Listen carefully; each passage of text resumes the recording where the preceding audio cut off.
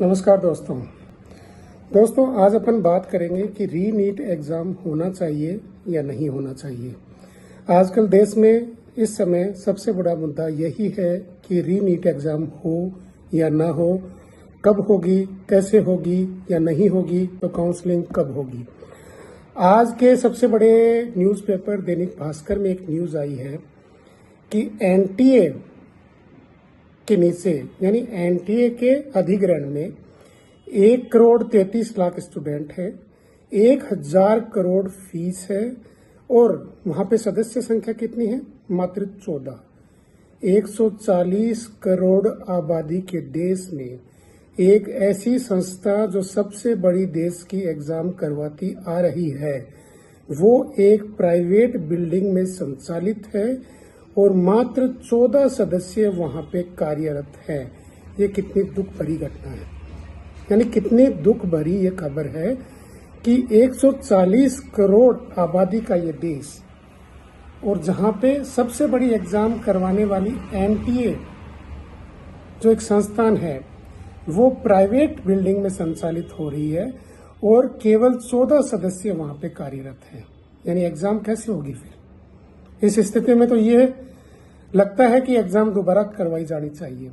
क्यों भाई, एग्जाम दोबारा होनी चाहिए?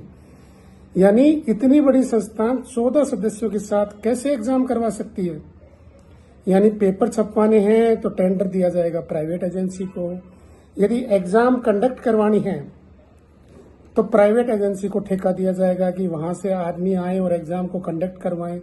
इसके बाद में जो ओएमआर है उनकी जांच करवानी है, यानी उनको स्कैन करके और सही उत्तर की जांच करवानी है, तो उसके लिए भी प्राइवेट एजेंसी को ठेका दिया जाएगा।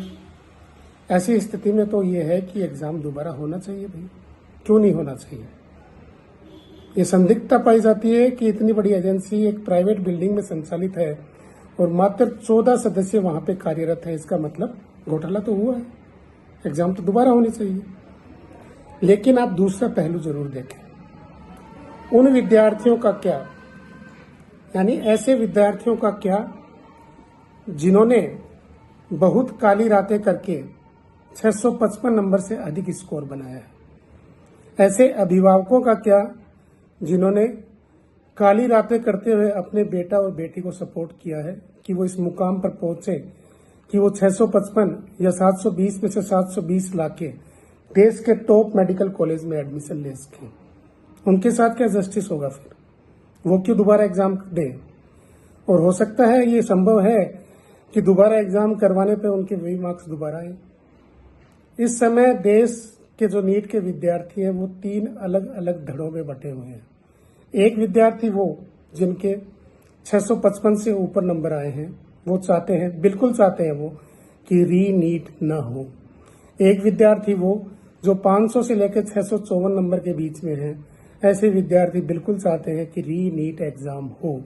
और एक धड़ा वो जिसे कोई फर्क नहीं पड़ता कि री नीट एग्जाम हो या ना हो, यानी जिनके 0 से लेकर और 499 के बीच में है, ऐसे विद्यार्थियों का सोचना है कि री नीट हो तो ठीक है, नहीं हो तो ठीक है।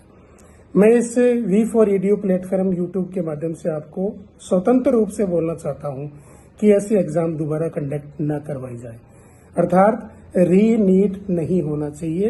ये मेरी व्यक्तिगत राय है, क्योंकि ये लोकतंत्र है, सभी को बोलने की आजादी है, तो ये मेरी व्यक्तिगत राय है कि री नीट एग्जाम नहीं होना चाहिए। ये कोई सॉल्यूशन नहीं है। हमें देश की न्याय प्रणाली पर और सरकार पर और सीबीआई पर पूर्ण भरोसा है कि वो सही रूप में इस समस्या का समाधान करके छात्रों को काउंसलिंग के लिए छात्रों को काउंसलिंग के द्वारा कॉलेज आवंटित करवाने में अहम भूमिका निभाएंगे। हमने एक सर्वे करवाया था जिसमें ये पूछा गया था कि री नीट एग्जाम हो या ना हो। उसमें 70% विद्यार्थियों का कहना है कि री नीट एग्जाम नहीं होना चाहिए और 30% विद्यार्थियों का कहना है कि री नीट एग्जाम हो। तो आप भी कमेंट बॉक्स में जरूर बताएं कि री नीट हो या ना हो। Thank you.